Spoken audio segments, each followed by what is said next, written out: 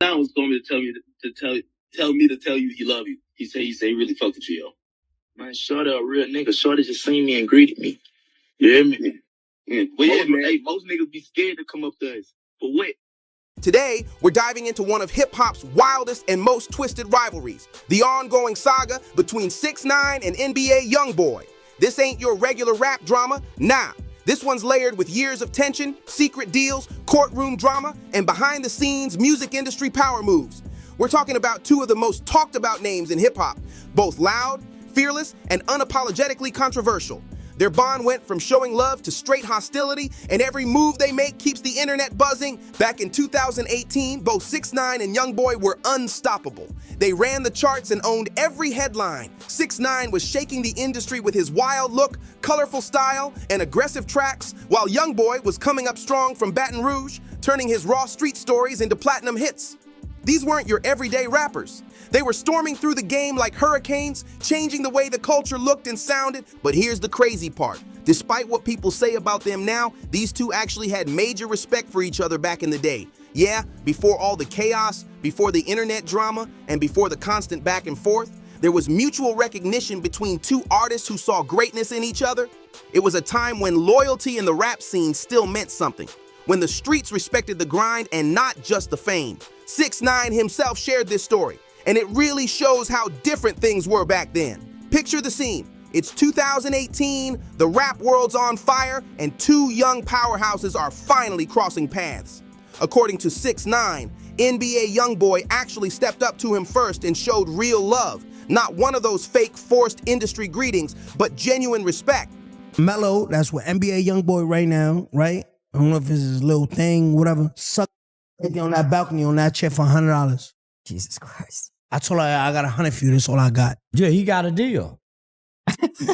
yeah, he got a deal. 6ix9ine described it perfectly. He said YoungBoy walked right up, gave him a proper greeting, and kept it solid. No weird energy, no hesitation, just real recognition between two heavy hitters. And what did 6ix9ine say about it? He called YoungBoy a real one and said most people were too nervous to even approach him back then. But YoungBoy? Nah, he wasn't scared. He moved with quiet confidence and respect.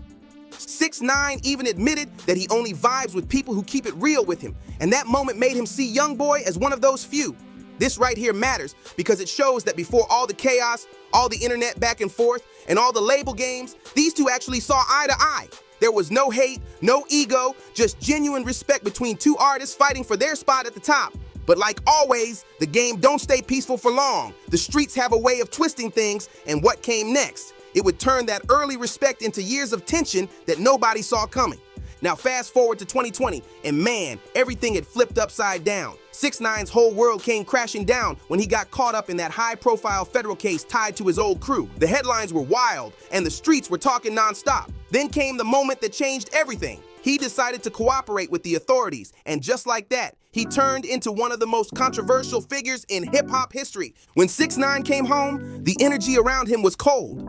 The same industry that once hyped him up wanted nothing to do with him. Labels backed away, rappers stopped answering calls, and promoters pretended they never knew him. His name became toxic, and his career was hanging by a thread. That's the harsh truth about this game. Once people think you broke the street code, it's nearly impossible to earn that respect back. But 6ix9ine wasn't the type to back down. He still had stacks, influence, and that wild confidence that got him famous in the first place. So he started plotting his comeback, calling up artists, throwing serious money around, trying to buy his way back into the spotlight. And guess who was at the top of his wish list? NBA YoungBoy. According to 6ix9ine, he offered YoungBoy $1 million to hop on a track with him. Yeah, a whole million. That's not play money. That's a life-changing check. For a minute, it even looked like it might go down. 6ix9ine claimed they were talking, planning, and locking in the details. Fans were buzzing, blogs were ready, and everyone thought this unexpected collab might actually happen. This could have been massive for 6ix9ine's comeback, a real game changer for him and a major payday for YoungBoy. But here's where things take a wild turn.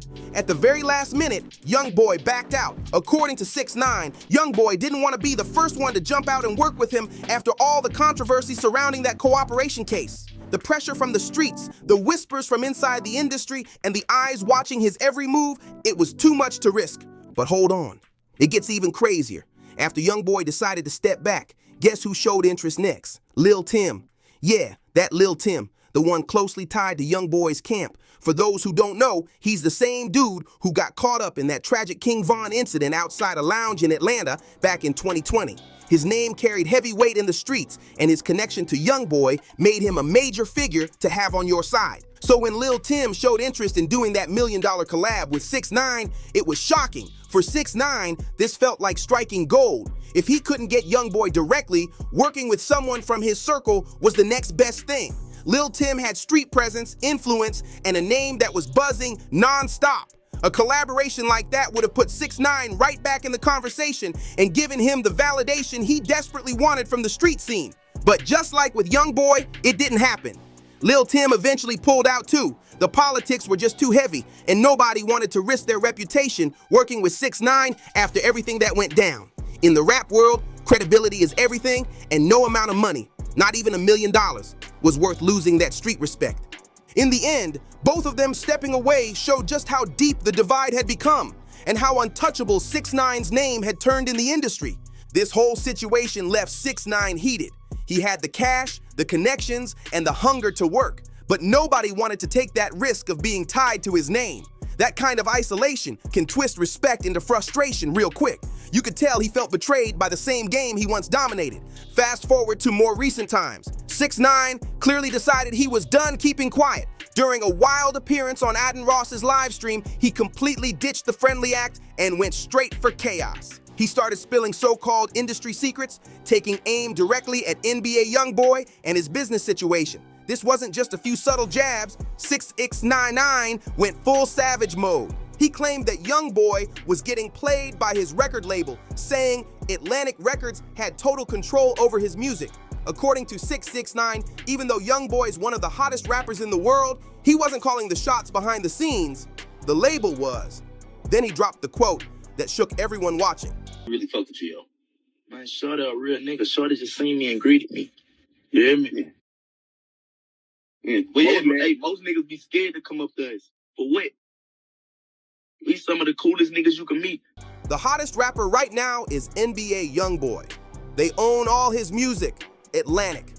If I'm lying, I'm flying right here. That line hit hard. It wasn't just an insult. It was a direct shot at YoungBoy's power in the business world. In hip-hop, owning your masters is everything. It's what separates the independent kings from the label-controlled artists. So for 6ix9ine to accuse YoungBoy of not owning his art, that was like questioning his whole legacy and status as a boss in the game. It's the difference between being a boss and being an employee. So when 6ix9ine went on camera claiming YoungBoy didn't own his music, he was basically calling him fake, questioning everything that made him look like a self-made star. But 6ix9ine didn't stop there, not even close. He went on a full-blown rant about how the label system really works, breaking down how so many artists get locked into deals that sound good at first but end up controlling their entire careers. He laid it all out. The advances, the percentages, the catalog sales, explaining how artists sometimes have to sell off their own music just to stay financially afloat. 6ix9ine called it the biggest trap in the industry and used YoungBoy as his main example to drive the point home. It was part expose, part diss, and it hit the internet like a bomb. And the timing couldn't have been wilder. YoungBoy had already been public about his issues with Atlantic Records. He'd aired out frustrations about contracts and label control before. So when 6ix9ine jumped into that conversation, it wasn't random. He was striking right where it hurt most, twisting real rumors into public humiliation. But here's the thing, if you know anything about NBA YoungBoy, then you know he's not the type to let disrespect slide. So when 6ix9ine started running his mouth about his business, YoungBoy did what he does best. He fired back through his music. Not long after, he dropped a track where he addressed 6ix9ine's claims head on. The standout moment came when he rapped, "I don't do this for big checks, I get my percent. What you talking about?" Making it crystal clear he owns his bag and his masters. It was YoungBoy's way of setting the record straight, letting everyone know that 6ix9ine had it twisted and that he's still fully in control of his empire. YoungBoy made it crystal clear. He owns his music, he gets his full cut, and 6ix9ine was just running his mouth for attention. But this response wasn't only about setting the record straight on ownership, it was about respect, credibility, and protecting his name in the game.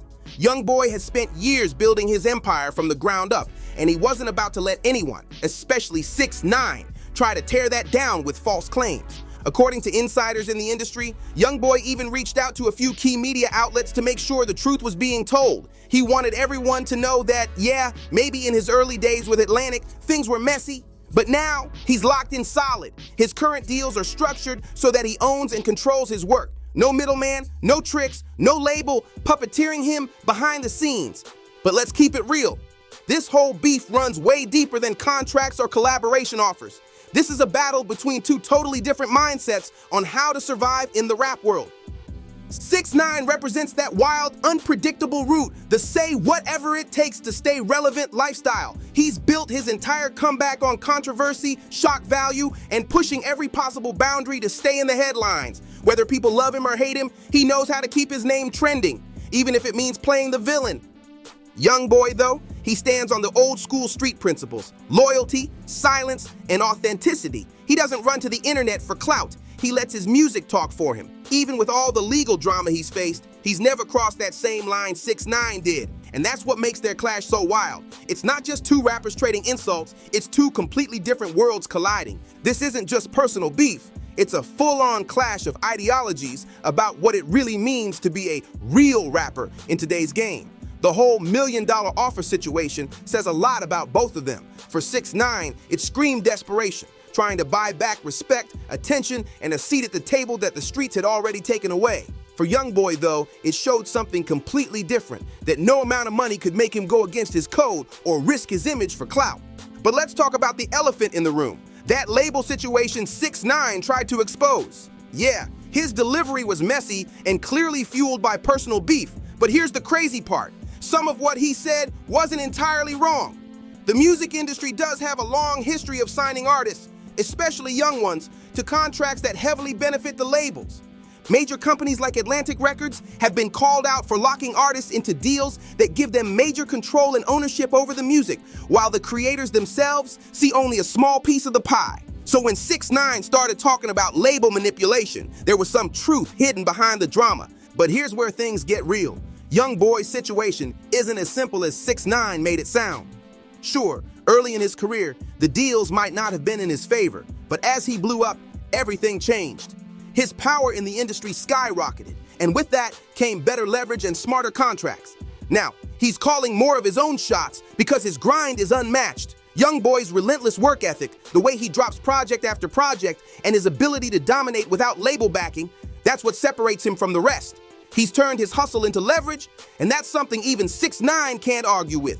YoungBoy's grind is straight unmatched. He's dropped hundreds of songs, multiple projects every single year, and built one of the most loyal fan bases in the game. That kind of consistency gives him serious leverage that most artists could only dream of.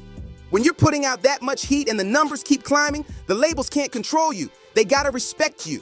At that point, you're not just an artist. You're a full-blown brand, a money-making machine they can't afford to lose. So there it is, fam.